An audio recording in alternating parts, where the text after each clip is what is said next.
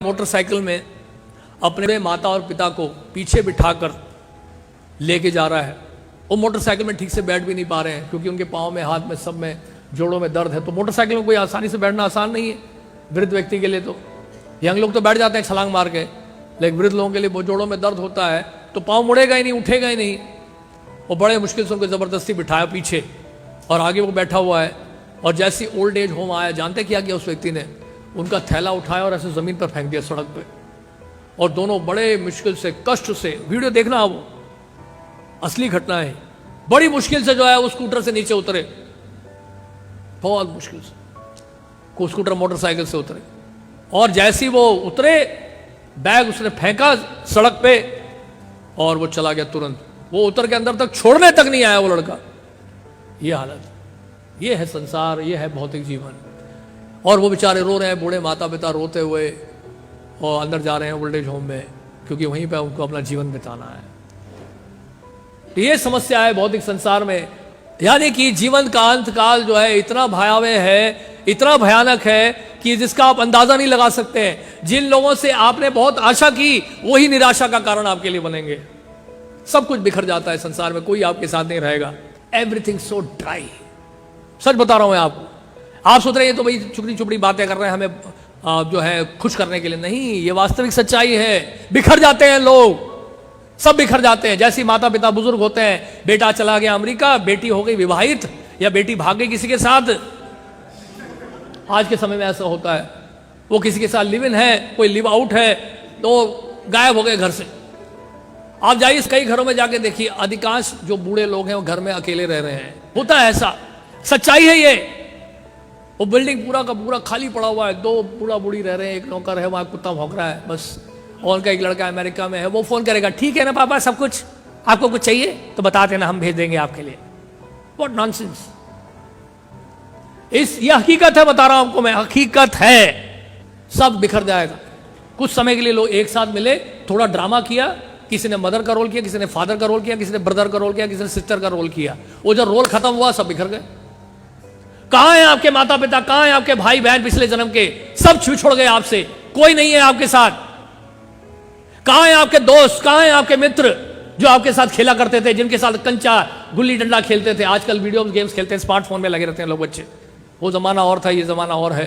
कोई आपका पुराना मित्र आपको फोन करता है, प्रभु जी कैसे हैं आप, कैसा लग रहा है आपको आज कॉन के अंदर, फुल टाइम बने, कैसा लग रहा है? हम भी शायद बन जाते हैं आपके जैसे। कोई फोन करता है? एक भी मित्र आपका फोन नहीं करता। सारे मित्र छोड़ के भाग गए आपको। कोई मित्र नहीं थे, वो सब धोखेबाज थे।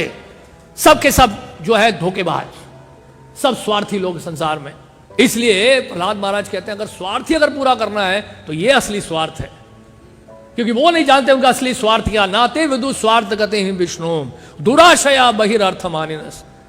क्योंकि यहां पर यही बता रहे हैं प्रभुपाद, यही बता रहे हैं, नेताओं द्वारा, तथाकथित नेताओं द्वारा पथ भ्रष्ट होकर अखंड बंधन में रहते हैं।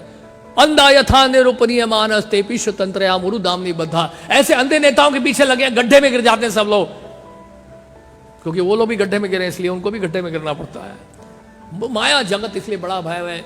इसलिए दोबारा संसार के बारे में सोचना, पूरा संसार में जाने की इच्छा करना, या पुराने जीवन के बारे में सोचना, ये मैं ऐसा था, मैं वैसा था, ये सब वनटासी है। यानी कि कई बार एक पशु होता है, वो क्या करता है, उल्टी, अपनी ही उल्टी को खा लेता है। तो ऐसे नहीं बनना हम सबको। याद रखिए, हमारा जीवन स्पष्ट होना चाहिए कि हम इसलिए आए कहां में हैं और किस लिए आए यहां पर।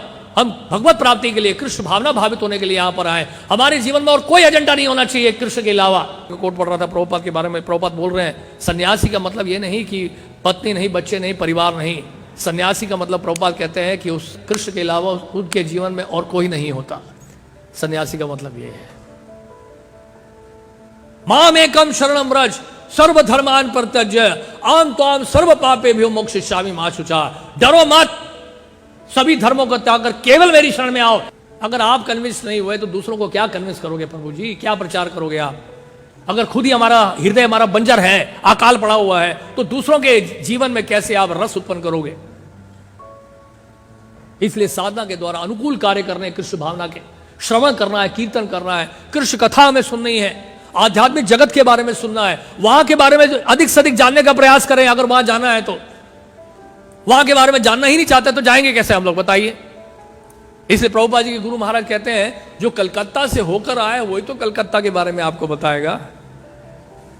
प्रभु भक्ति सिद्धांत सरस्वती ठाकुर ने बोला है जो कलकत्ता से आया वही तो कलकत्ता के बारे में बताया है। यानी कि जिसको कृष्ण भावना की अनुभूति हुई है वही तो दूसरों को कृष्ण भावना दे सकता है। नहीं तो आप बात करोगे, सुविधाओं की बात करोगे बाहर जाकर, हमारे पास ये फैसिलिटी है, हमारे पास वो फैसिलिटी है, आ जाओ जी भक्त बन जाओ। व्हाट नॉनसेंस, ये प्रीचिंग है क्या?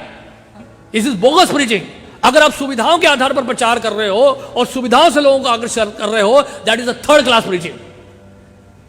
हमें आकर्षित करना है लोगों को कृष्ण से, कृष्ण भावना का दिव्य ज्ञान देकर, कृष्ण भावना भावित बनाने के लिए कृष्ण से आकर्षित करना है लोगों को।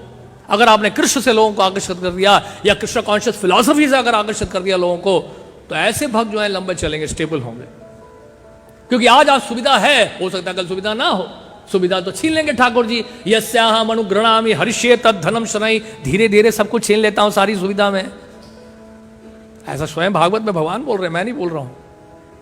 नहीं तो ऐसा होगा बस इंदिरा के जैसे कि भक्तों ठाकुर लिख रहे हैं, क्या लिख रहे हैं? मीछे निदा बोची गेलो रे राती दिवस शरीर साजे। यही कर रहे हैं, दिन में शरीर को सजाओ, रात को सो जाओ। ये कोई जीवन है? ये तो नर्क है।